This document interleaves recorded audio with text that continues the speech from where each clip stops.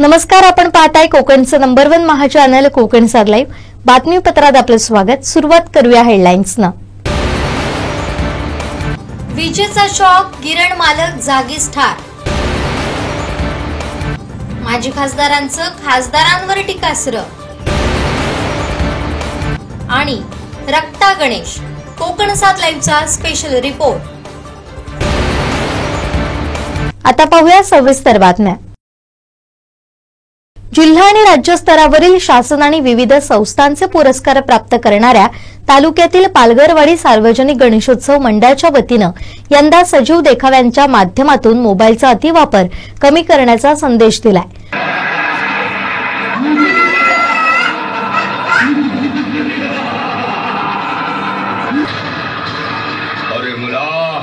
मोबाईलवर जंगली रमी खेळ, पबजी खेळ, चिकन रोड खेळ, लुडो खेळ, नुसता खेळत राहा. पिक्चर बघ, गाणी बघ, वेब सिरीज बघ, मजा कर.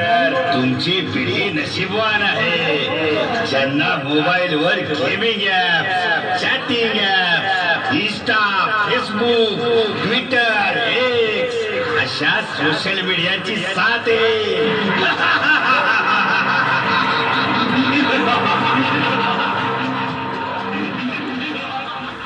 पर्यावरणपूरक गणेशोत्सव आणि टाकाऊ वस्तूंपासून शक्य तितक्या नैसर्गिक वस्तूंचा वापर करून सजावट करणाऱ्या या मंडळानं यंदा गणेश भक्तांसाठी सर्वार्थानं वेगळा पण ज्वलंत विषय हाताळलाय.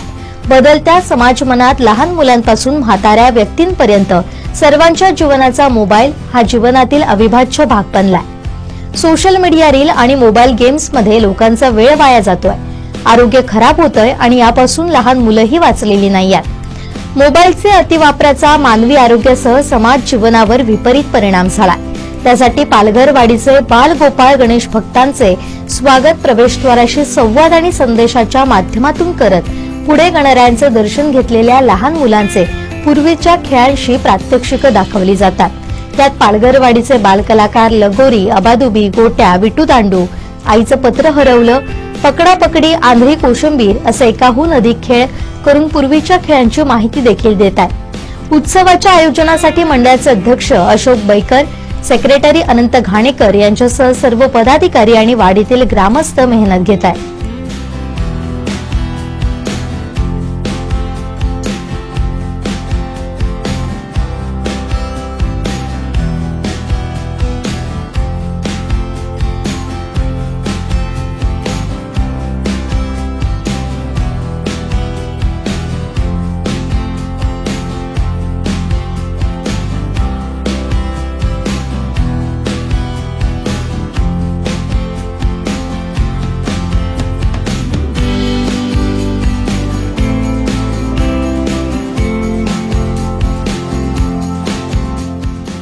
पालघरवाडी सार्वजनिक गणेशोत्सव मंडळाची स्थापना 1972ला झाली आणि त्याचं रजिस्ट्रेशन 2006 मध्ये झालं.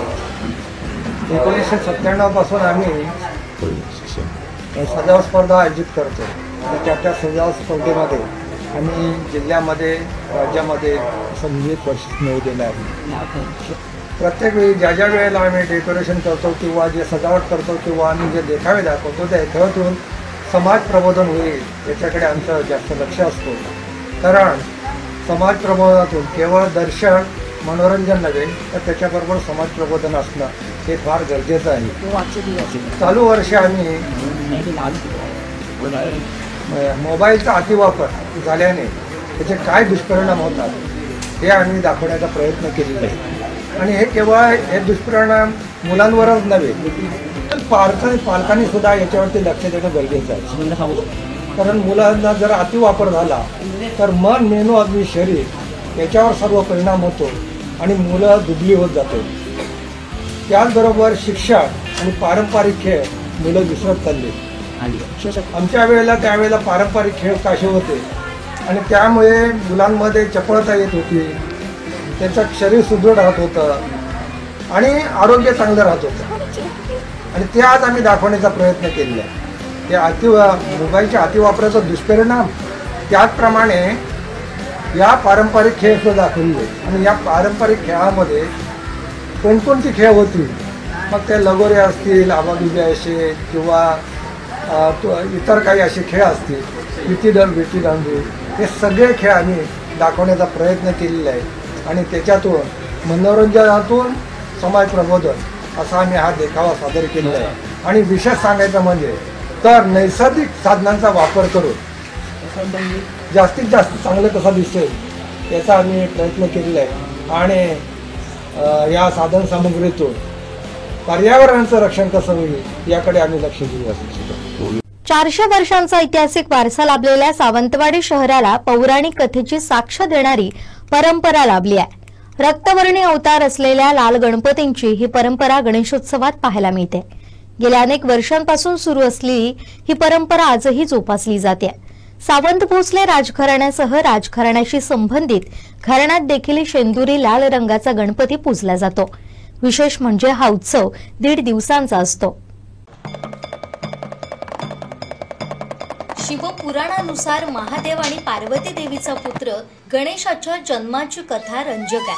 पार्वती देवीनं गणेशाची सुंदर मूर्ती घडवून त्यात प्राण फुंकले आणि गणपतीचा जन्म झाला.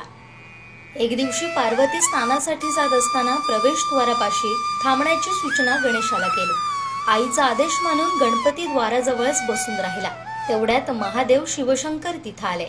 गणपती हा आपलाच पुत्र असून पार्वती देवीच्या आदेशावरूनच गणेश तिथं असल्याची कल्पना त्यांना नव्हती. महादेवांनी आत जाण्याचा प्रयत्न केला असता गणपतीनं त्यांना अडवलं. सुरुवातीला एक बालक म्हणून महादेवांनी त्याला समजावलं, मात्र गणेशानं ते ऐकलं नाही. आईची आज्ञा पाळण्याचा संकल्पच त्यानं घेतला होता. महादेवांनी गणपतीला समजावलं, मात्र तो हटला नाही. शेवटी पिता पुत्रांमध्ये युद्ध झालं आणि महादेवांनी त्रिशूळाचा गणपतीवर जोरदार प्रहार केला. या प्रहारामुळे गणपतीचं मूळ शीर थडा वेगळं झालं. काही काळानं पार्वती देवी तिथं आली. गणपतीला निश्चित पडलेलं पाहून त्या प्रचंड दुःखी झाल्या, अत्यंत क्रोधित झाल्या. माझ्या पुत्राला पुन्हा जिवंत केलं नाही तर संपूर्ण पृथ्वीचा विनाश करेन असं पार्वतीनं महादेवांना सांगितलं. त्यानंतर शंकरांनी तातडीनं नंदी आणि अन्य गणांना दक्षिणेस जंगलात पाठवलं. बऱ्याच वेळानंतर अखेर त्यांना एक हत्ती दिसला. त्याचं मस्तक घेऊन ते शंकराकडे आले. महादेवांनी हत्तीचं मस्तक त्या बालकाच्या धडाला जोडलं आणि त्याला जीवदान दिलं. यानंतर सर्व देवांनी गणपतीला प्रथम पूजनीयचं वरदान दिलं. यावेळी गणरायाची काया रक्तानं माखली होती. त्यामुळे रक्तचंदनाचा रंग असलेला गणपती पूजला जाऊ लागला, अशी आख्यायिका सांगितली जाते. कालांतरानं मूर्तिकलेत बदल होत गेले, मात्र आजही काही भागात लाल गणपती पूजण्याची परंपरा कायम आहे. ऐतिहासिक राजवाड्यात सावंत भोसले घराण्यात 1.5 दिवसांच्या गणरायाची प्रतिष्ठापना केली जाते. विशेष म्हणजे हा गणपती त्याच ठिकाणी तयार केला जातो. तसेच माठेवाड्यातील राजश्री तिसरे खेम सावंत यांच्या माठ्यात देखील लाल रंगाचा गणपती पूजला जातो. 1.5 दिवसाला विसर्जनावेळी दोन्ही गणपतींचं मोती तलाव इथं एकत्रित विसर्जन केलं जातं. त्यानंतर शहरातील गणपतींच्या विसर्जनास प्रारंभ होतो. राजघराण्याप्रमाणे जुना बाजार माठेवाडा परिसरातील चिटणीस वाड्यात मानाचा गणपती पूजला जातो. चिटणीस कुटुंबात हा 1.5 दिवसांचा लाल गणपती पूजला जातो. तसेच वैश्यवाडा येथील भापसे कुटुंब आणि सबनीसवाडा श्री इसवटी महापुरुष मंदिर समोरील पारकर कुटुंबियांकडे लाल गणपतींची प्राणप्रतिष्ठापना केली जाते. याप्रमाणेच विठ्ठल मंदिराकडील पाडगावकर यांसह अजूनही काही घराण्यात ही परंपरा जोपासली जाते. यातील काही कुटुंब सध्या स्थलांतरित झाली आहे. राजघराण्याशी संबंधित असणाऱ्या या घराण्यात मानाच्या लाल गणपतींचं पूजन करण्याची परंपरा असून 350-400 वर्षांपासून चालत आलेली ही परंपरा आजही त्याच श्रद्धेनं जोपासली जाते. विनायक गावस, कोकण 7 लाईव्ह, सावंतवाडी. सावंतवाडीच्या राजघराण्याला ऐतिहासिक वारसा आहे. गणेशोत्सवातही तो अधोरेखित होतो. येथील गणपती हा शेंदुरी रंगाचा असतो. यालाही विशेष कारण आहे. मात्र राजघराण्याच्या विसर्जनावेळी 2 गणपतींना निरोप दिला जातो. पाहुयात काय आहे यामागची परंपरा. सावंतवाडीला 350 वर्षांचा ऐतिहासिक वारसा लाभलाय. येथील रूढी परंपरा देखील विशेष आहे. राजघराणं सावंत भोसलेंचा गणपतीही असाच वारसा लाभलेला.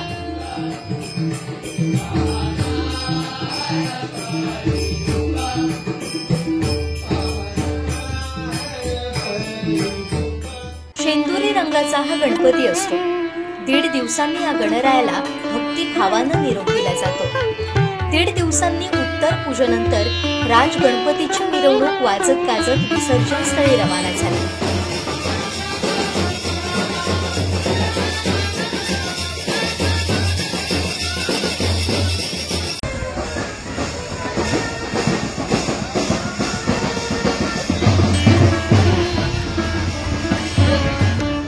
मात्र तत्पूर्वी हा गणपती पोहोचला माठेवाडा येथील राजघराण्याच्या स्मशानभूमीत अर्थात माठ्यात.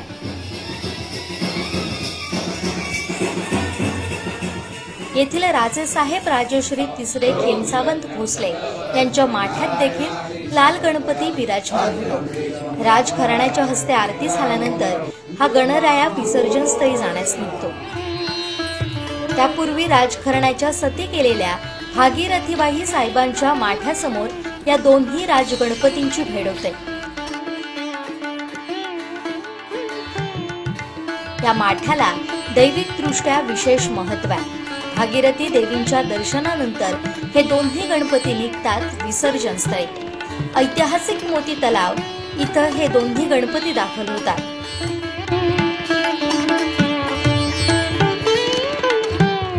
राजघराणं अन गणेश भक्तांच्या उपस्थितीत श्रींची महाआरती होते. जड अंतःकरणानं या दोन्ही संस्थानकालीन लाल गणपतींना पुढच्या वर्षी लवकर येण्याचं वचन घेऊन निरोप दिला जातो. शहरातील विसर्जनाचा पहिला मान देखील या राज गणपतींचा असतो.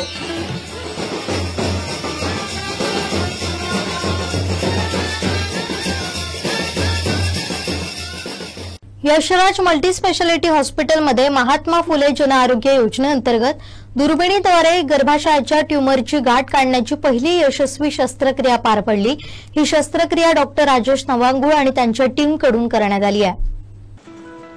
विशेष म्हणजे महात्मा फुले आरोग्य योजनेतील ही या जिल्ह्यामध्ये अशा प्रकारची पहिलीच लेप्रोस्कोपी शस्त्रक्रिया असल्याचा दावा रुग्णालयाने केलाय. ही शस्त्रक्रिया तब्बल 3 तास चालली.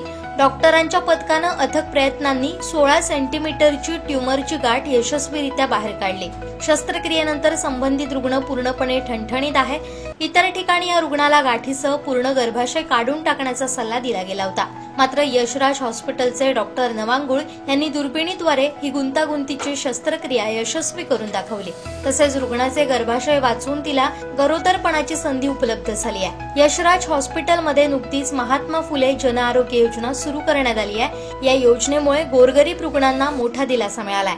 खासगी रुग्णालयात अशा शस्त्रक्रियेसाठी साधारणपणे 80,000 ते 1.5 लाख रुपयांपर्यंत खर्च येतो. मात्र या योजनेमुळे शस्त्रक्रिया रुग्णांसाठी मोफत झाली आहे.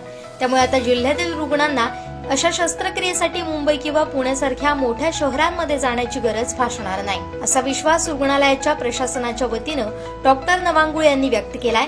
यासाठी त्यांना त्यांच्या टीमनं आणि भूलतज्ञ डॉक्टर मुक्तानंद गवंडळकर यांनी सहकार्य केल्याचं त्यांनी सांगितलंय. सावंतवाडी तालुक्यातील माडखोल डुंगेवाडी इथं गणेश चतुर्थी मोठ्या भक्तिमय वातावरणात साजरी होते. तरुण मंडळी गणेश भजनात रंगून गेलेली दिसतात. भजनाच्या सुरांनी सारा परिसर मंगलमय झालाय. यामुळे गणेशोत्सवाला खास पारंपरिक रंग चढलाय.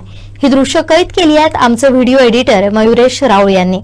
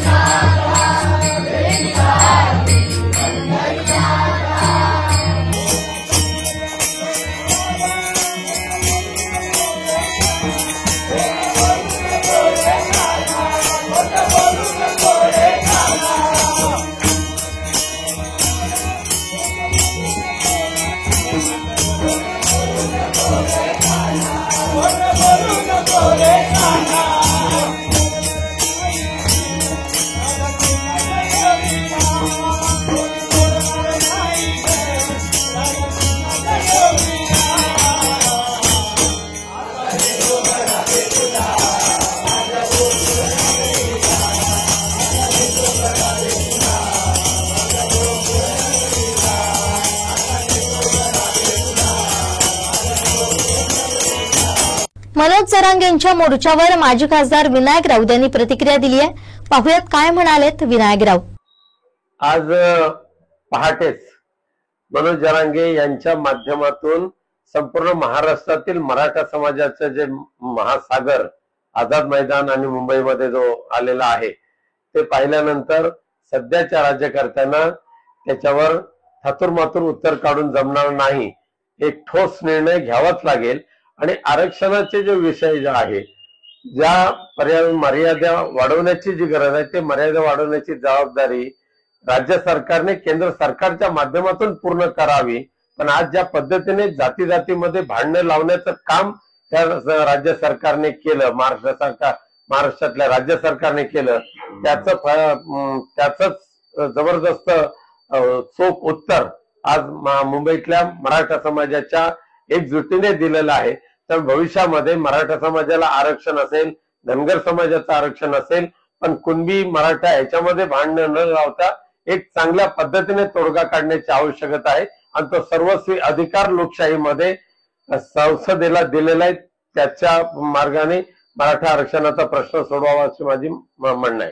1001% ज्या पद्धतीने लोकांची ताकद त्या व्यक्तीच्या पाठीमागे उभी राहिलेली आहे ते पाहिल्यानंतर सरकारला मनोज जरांगेनं यशस्वी करावंच लागेल. माजी मंत्री आमदार दीपक केसरकर यांच्या संकल्पनेतून सावंतवाडीत सुरू करण्यात आलेल्या संगीत कारंजा येत्या आठवड्याभरात सुरू होणार आहे. या पार्श्वभूमीवर त्या ठिकाणी लावण्यात आलेल्या खास लेजर शोच्या माध्यमातून बाप्पाच्या नावांची झलक गणेश भक्त अनुभवत आहेत.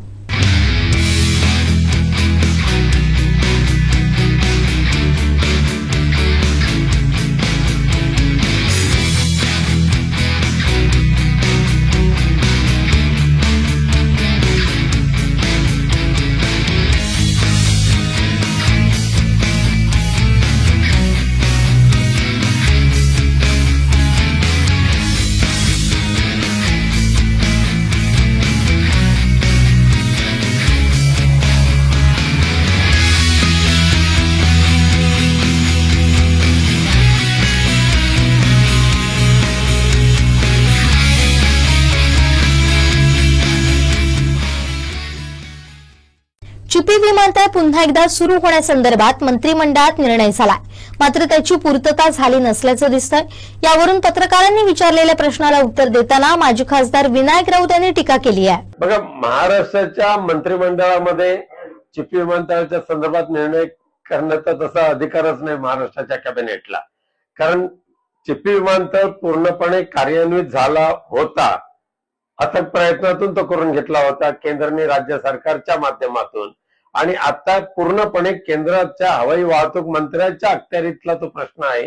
आणि तो सोडवण्यासाठी दुर्दैवाने सिंधुदुर्ग जिल्ह्याला सक्षम खासदार मिळाला नाही, हे सिंधुदुर्ग जिल्ह्याचं दुर्दैव आहे.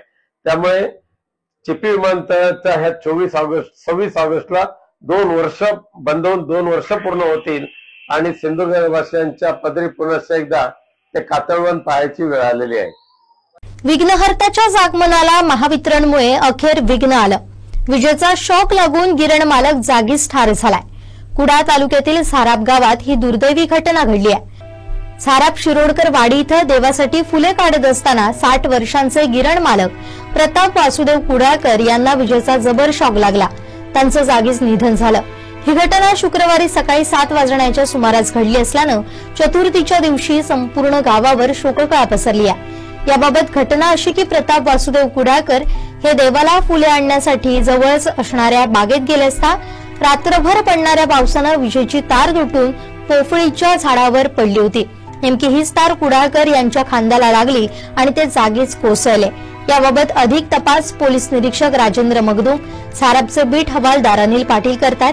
त्यावेळी वीज वितरण विभागाचे कार्यकारी अभियंता आनंद वनमोरे यांनी घटनास्थळी भेट देऊन चौकशी केली. कुडाळकर यांच्या पश्चात पत्नी, मुले असा परिवार आहे. कोकणचा उत्सव गणेशोत्सवात सिंधुदुर्गातील सावंतवाडी तालुक्यात महावितरण कंपनीच्या अनागोंदी कारभाराचा फटका बसलाय. सातारडा, तरचवाडा आणि केरकरवाडा येथील रहिवाशांसह परिसरातील गावांचा गणेशोत्सवाचा पहिलाच दिवस अंधारात गेलाय. या भागातील वीज पुरवठा वारंवार खंडित होऊन कमी दाबानं पुरवठा होत असल्यानं गणेश भक्तांना अनेक अडचणींचा सामना करावा लागतोय.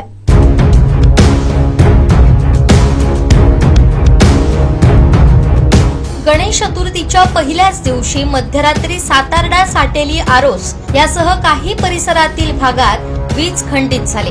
तब्बल 15 तासांनी दुसऱ्या दिवशी दुपारी हा वीज पुरवठा पूर्ववत झाला। यामुळे गणेशोत्सवाचा पहिलाच दिवस अंधारात गेला। रात्र 12 वाजताच्या सुमारास वीज पुरवठा खंडित झाला।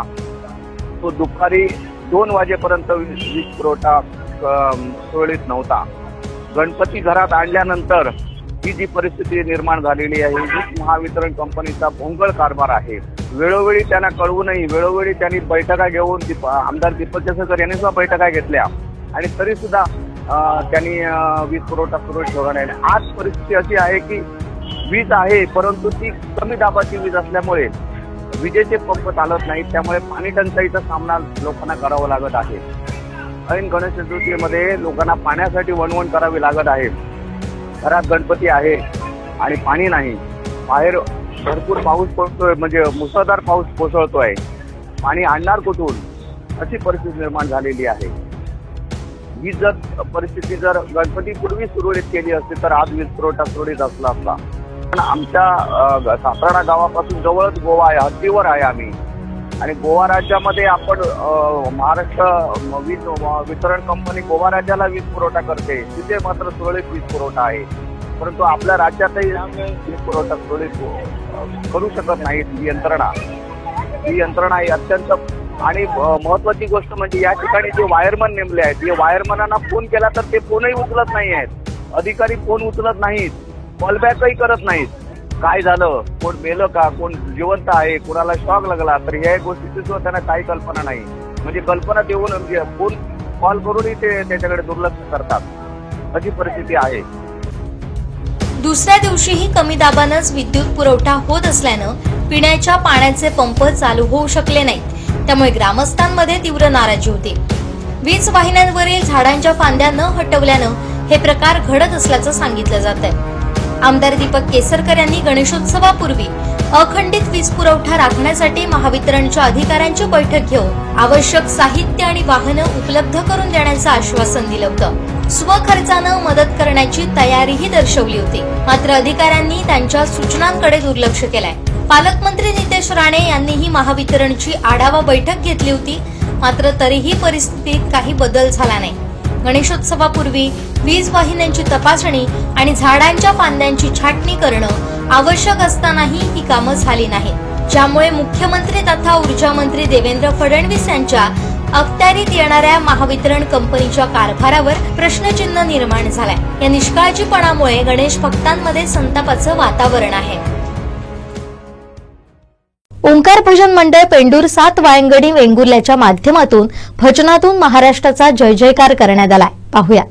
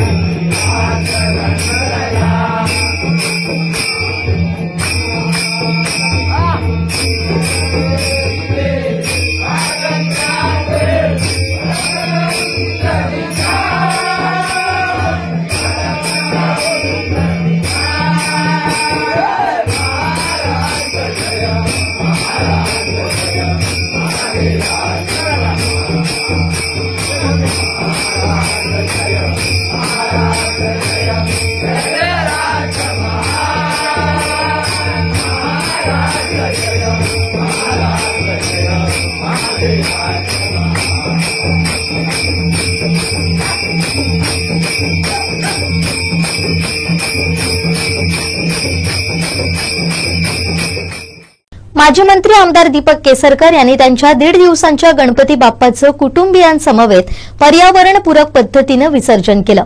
शाडू मातीच्या मूर्तीचं विसर्जन नैसर्गिक आणि पर्यावरणपूरक कुंडांमध्ये करण्यात आलं.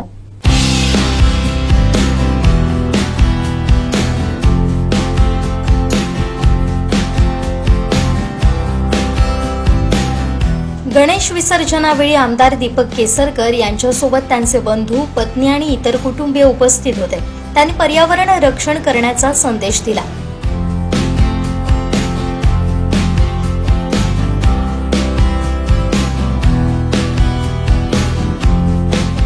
दीड दिवसांच्या गणपती बाप्पांचं कुटुंबियांसमवेत पर्यावरणपूरक पद्धतीनं विसर्जन केलं.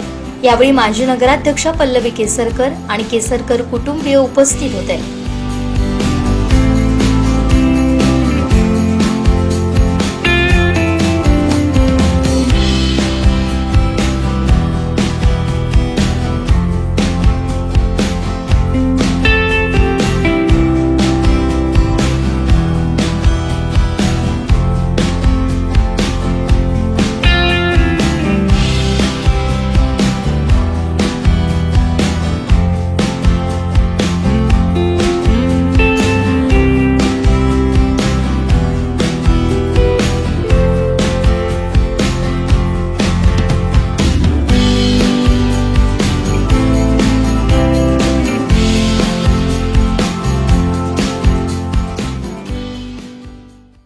एक प्रथा आमचे बंधू डॉक्टर गोविंद केसरकर यांनी चालू केली, ती म्हणजे पर्यावरणपूरक मूर्ती आपण घरी आणायची.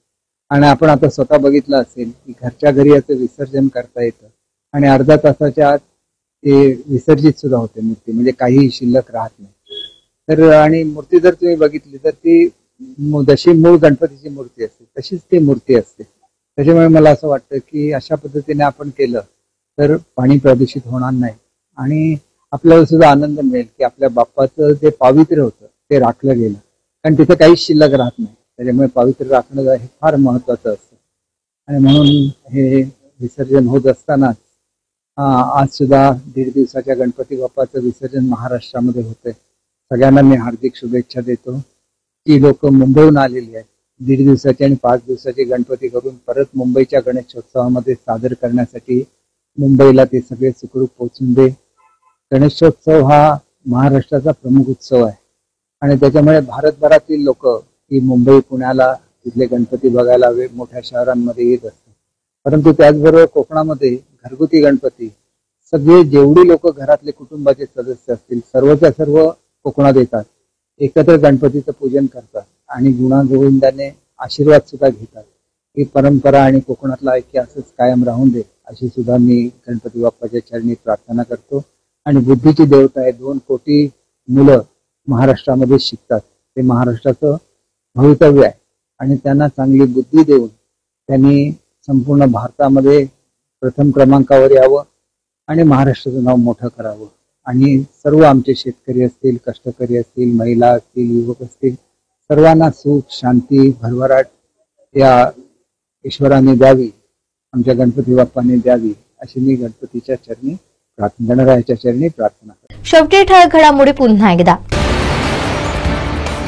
विजेचा शॉक, गिरण मालक जागीच ठार. माजी खासदारांचं खासदारांवर टीकास्त्र. आणि रक्ता गणेश, कोकण 7 लाईव्हचा स्पेशल रिपोर्ट. बातमीपत्रात वेळ झाली इथेच थांबण्याची. पाहत राहा कोकणचं नंबर 1 महा चॅनल कोकण 7 लाईव्ह. धन्यवाद.